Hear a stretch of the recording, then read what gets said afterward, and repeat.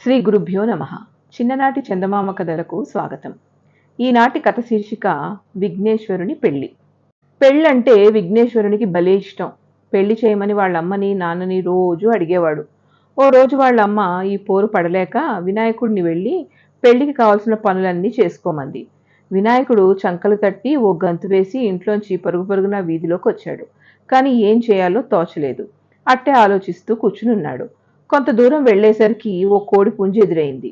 ఓ కోడిపుంజు, నా పెళ్లికి సహాయం చేయవా అని అడిగాడు. సరేనని చిత్తం, ఏం చేయాలో చెప్పండి అంది కోడిపుంజు.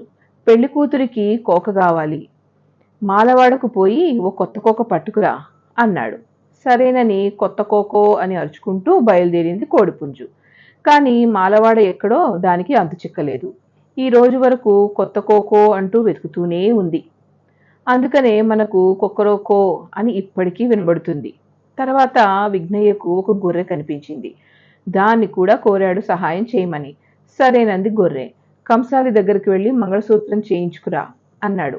సరేనని గొర్రె కంసాలి ఇంటికి వెళ్ళి మంగళసూత్రం చేయించుకుని తిరిగొస్తూ మతిమరుపు చేత దారిలో దాన్ని పోగొట్టింది. దాన్ని వెతుక్కుంటూ తల వంచుకుని నేలవైపు చూస్తూ తిరుగుతుంది. కానీ ఈ రోజు వరకు మంగళసూత్రం దొరకలా. అందుకనే గొర్రె నడుస్తున్నప్పుడు తల వంచి నడుస్తూ ఉంటుంది. గణపయ్య తిరిగి బయలుదేరాడు. కొంతసేపటికి ఓ కొక్కురాయుడు ఎదురయ్యాడు. దాన్ని కూడా సహాయం కోరాడు. సరేనంది పందికొక్కు. పిసినారి వాళ్ళు కొందరు నేలలో దాచిపెట్టిన వరహాలు తీసుకురా అన్నాడు.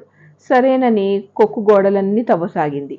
కానీ ఈ రోజు వరకు వరహాలు కొక్కుకు దొరకలేదు. అందుకనే పందికొక్కు గోడలకు నేలకు కన్నాలు తవ్వుతూ ఉంది. మరికొంత దూరం పోయేసరికి గణపతికి మంచంలో ఒక 3 నెలల పాపడు కనిపించాడు. వాడి ముఖం చందమామలాగా కలకలలాడుతోంది. దగ్గరికి వెళ్ళి సహాయం చేయమన్నాడు. పాపడు నవ్వాడు. నువ్వు వెళ్ళి కుడుములు చెయ్యి అన్నాడు. పాపడు కుడుములు చేస్తూ పిడికిళ్ళు గట్టిగా పట్టాడు. కానీ ఈ రోజు వరకు పిడికిళ్ళు విప్పాడలేదు. కుడుములు పూర్తిగానూ లేదు. అందుకనే 3 నెలల పాపలు పిడికిళ్ళు గట్టిగా పట్టుకుని ఉంటారు. సరే, ఇక చుట్టాలను పిలవడానికి వెళదాం అనుకున్నాడు గణపయ్య. అయితే తన పెద్ద పొట్టతో అట్టే దూరం నడవలేక చాలా అలసిపోయాడు. ఇంతలో ఒక ఏనుగు ఎదురుపడింది. సంతోషంతో తన్నెక్కించుకోమని కోరాడు. అప్పుడు ఏనుగు ఇలా అంది. గణపయ్య, నీవు చాలా బరువు, నిన్ను నేను మొయ్యలేను. అదీగాక నీకు నాలాంటి ముఖమే కాబట్టి నా పైన నీవెక్కడో నాకు అగౌరవం అని అంది. ఇది వినేసరికి మన గణపయ్యకు భలే కోపం వచ్చింది. అలాగనా, నన్ను ఎగతాళి చేశావు కనుక నీకు మందబుద్ధి కలిగిపోదుగాక అని శపించి చరచరా వెళ్ళిపోయాడు.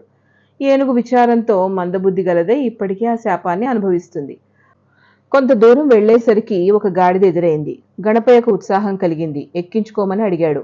అమ్మ బాబోయ్, నీ బరువు మోయటానికి నా వల్ల కాదు అని గాడిద అరిచింది. గణపయ్యకు ఎక్కడ లేని కోపం వచ్చింది. సరే, ప్రపంచంలో మనుష్యులు నీ చేత ఎప్పుడు బరువులే మోయిస్తారు అని శపించాడు. అందుకనే పాపం గాడిద ఇప్పటికీ బరువులు మోయలేక తంటాలు పడుతుంది.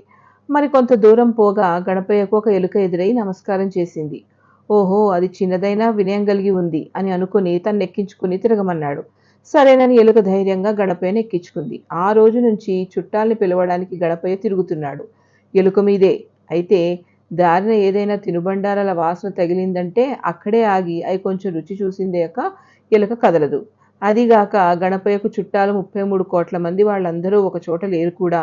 కాబట్టి ఎలుక ఇప్పటిదాకా గణపయ్యను మోసుకుంటూ చుట్టాల గ్రామాలకు అక్కడక్కడ ఇక్కడిక్కడ పరుగులు పెడుతూనే ఉంది. ఇంకా తిరుగుతూనే ఉంది. పాపం విఘ్నేశ్వరుడి పెళ్లికి అన్నీ విఘ్నాలే. ఇంకా ఇలాంటి ఎన్నో జరిగినాయి పాపం. ఈ మీరైనా సహాయం చేసి విఘ్నేశ్వరుడికి పెళ్లి చేయదురు. ఇంతటితో ఈ కథ కంచికి, మనం ఇంటికి.